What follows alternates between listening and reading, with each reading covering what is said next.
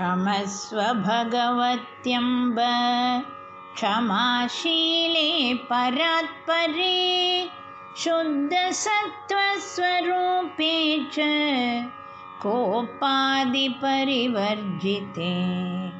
उपमे सर्वसाध्वीनां देवी त्वं देवपूजिते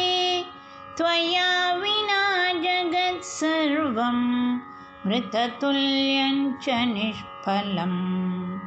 सर्वसम्पत्स्वरूपा त्वं सर्वेषां सर्वरूपिणी रासेश्वरी यदिदेवी त्वं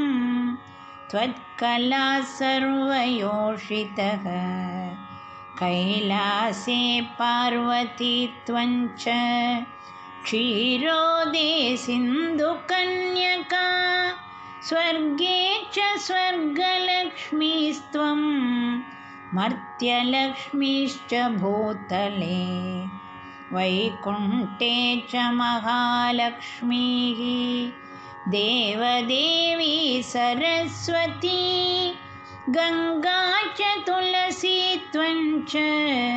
सावित्री ब्रह्मलोकतः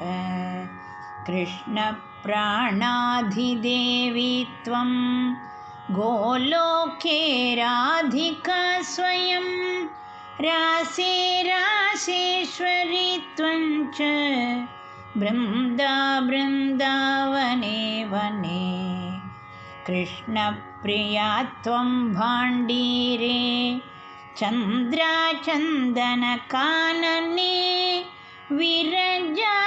चम्पकवने शतशृङ्गे च सुन्दरी पद्मावती पद्मवने मालती मालतीवने कुन्ददन्ती कुन्दवने सुशीला केतकी वने कदम्बमाला त्वं देवी कदम्बकाननेऽपि च राजलक्ष्मी राजगेः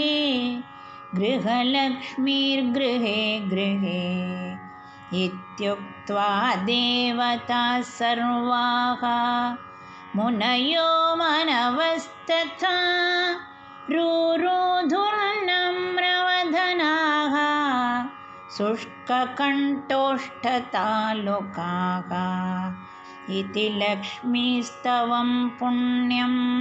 सर्वदेवैः कृतं शुभं यः पठेत् प्रातरुत्थाय सर्वैः सर्वं लभेत् ध्रुवम् अभार्यो लभते भार्यां विनीतां सुसुतां सतीं सुशीलां सुन्दरीं रम्याम् अतिसुप्रियवादिनीं पुत्रपौत्रवतीं शुद्धां कुलजां कोमलां वराम् अपुत्रो लभते पुत्रं वैष्णवं चिरजीविनं परमैश्वर्ययुक्तं च विद्यावन्तं यशस्विनं भ्रष्टराज्यो लभेद्राज्यं भ्रष्टश्रीर्लभते श्रियं हतबन्धुर्लभेद्बन्धुं धनभ्रष्टो धनं लभेत्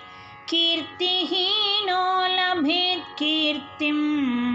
प्रतिष्ठां च लभेत् ध्रुवम् सर्वमङ्गलदं स्तोत्रं शोकसन्तापनाशनं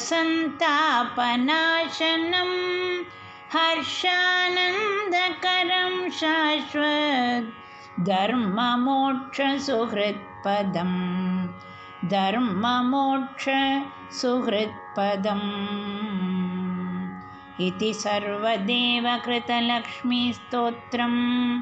सम्पूर्णम्।